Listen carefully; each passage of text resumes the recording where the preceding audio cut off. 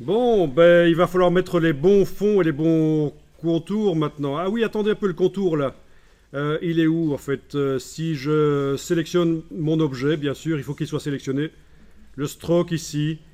Si je vais voir les paramètres de contour ici, stroke.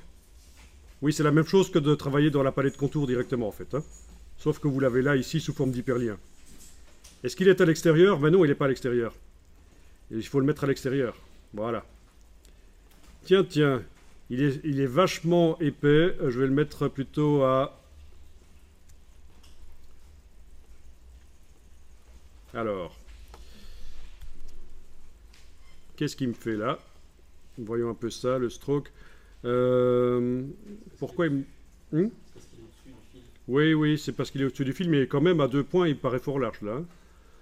Il me fait un truc bizarre. Ok, là ça marche. Oui, mettez-le sous le fil. Déplacez le stroke sous le fil, hein, parce qu'il était au-dessus, là, comme ça. Déplacez-le en dessous. Là, la petite ligne noire qui permet d'insérer.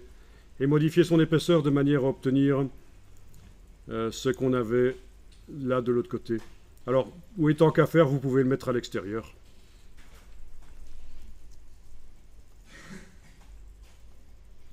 Surtout pas à l'intérieur, de toute façon, mais à l'extérieur. Pour le prendre et le glisser, c'est comment déjà? Pour prendre le stroke.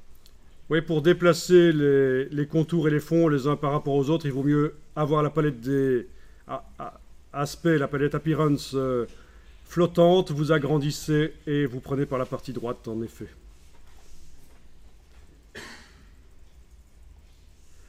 Ok, ça a l'air bon. Alors, le stroke, je lui mets quoi comme motif? Ben, c'était celui-là, voilà. Je vais mettre le motif que on voit là. Donc, palette nuancier, Windows Swatches. Le motif, c'était celui-là, voilà. Ah, tiens, la dimension n'est pas bonne. Il va falloir que je redimensionne ce motif. C'était bien celui-là, hein? Ou pas? Si, c'est celui-là, oui. Alors, pour le stroke, pour le fil, pardon, pour le fil, je vais mettre ce motif de tâche qui est... Où est-il là? Voilà. Ok. Non, c'est pas le bon motif en fait que j'ai mis sur le stroke. Ah, c'est celui-là en fait, voilà. Ça me paraissait étonnant aussi qu'il soit pas à la bonne taille. Voilà, ben voilà, c'est bon là, hein. On a un triangle qui ressemble vraiment à notre cercle. Sauf que plutôt que d'être deux objets superposés, c'est un seul objet. La dimension du, du motif par contre là, et son orientation n'est pas bonne. Il va falloir que je sélectionne, en sélectionnant l'objet triangle, je sélectionne le motif des vagues là, et je vais les double-cliquer sur ceci pour leur dimensionner.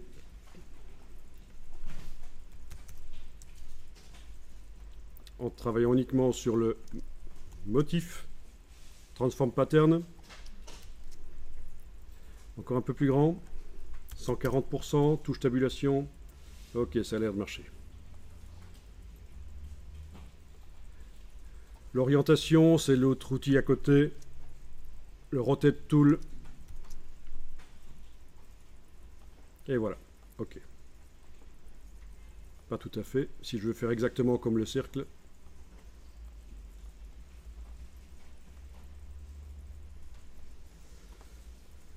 Ok, bon. Oui, c'est vrai que le contour s'est agrandi un peu. Mais bon, on a à peu près ce qu'on avait. Ça devrait le faire. Il y a toujours moyen de s'en sortir. Quand vous connaissez Illustrator, vous allez avoir exactement tip-top le même effet. Mais bon, là, c'est vrai que si on veut être un peu chipot, c'est vrai que le contour, en agrandissant les vagues, là, ça a modifié l'épaisseur du contour ici.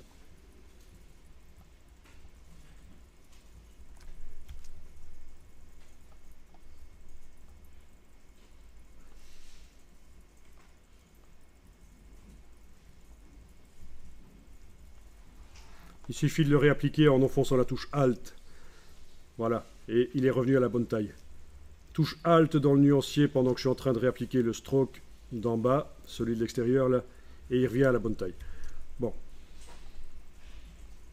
Alors c'est pas facile, mais ça vous montre la puissance de Illustrator pour faire des objets complexes.